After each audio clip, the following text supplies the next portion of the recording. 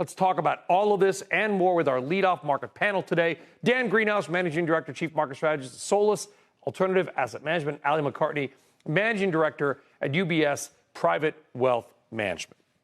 Alli, we just heard Megan do some math. I know.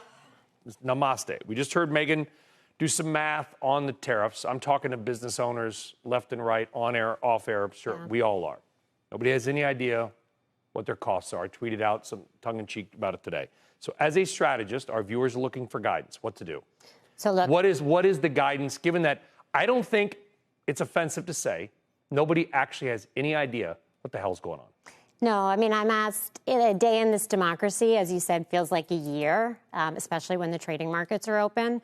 So look, in order to have the crystal ball or some idea, you have to have a few things. You have to have a view on what multiples should be, how valuable is this market, and you have to have a view on what earnings are going forward.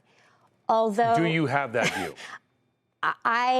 We have a view, but it is fluid, right? And so the view on earnings has been, if we came into the year, we thought we were going to be up about 7% this year in 2025. On earnings? On earnings. To what? 260 effectively? About 260. Okay, so you put a 20 multiple on 260. That gets you to S&P 5200. That's the, forget about the tariff math. Yeah. That's the basic market math on how you guys tend to work. Tend to work. But is a 20 multiple on earnings, which are arguably, we have taken them with the past tariff math down to about 0, right? Because a point of GDP is going to, off of GDP is going to take you there. So I think that the answer at this point is there are 3 things you can do when there's this much volatility in the market. You can manage it. That's largely diversification. You can look through it. That's the proverbial sit on your hands, the long-term view. Maybe long-term has changed from 6 months to 3 years, but that's a long-term view. And the third is take advantage of it, right?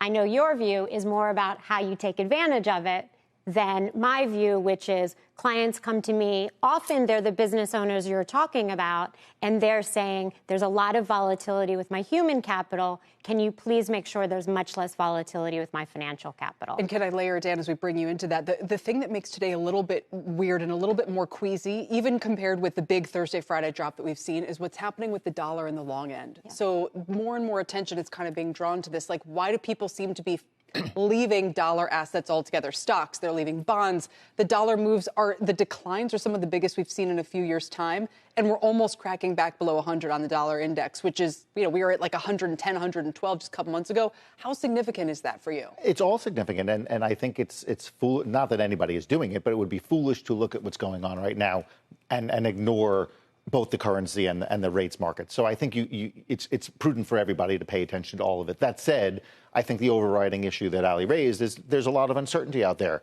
Where I take issue with some of the talk that we have on the network and just in general is some of this uncertainty is just people aren't getting the outcomes they want, which is higher stock prices. And I think Alli laid out the math that a lot of people who are strategists, myself included, tend to think about markets. But this isn't purely a mathing story.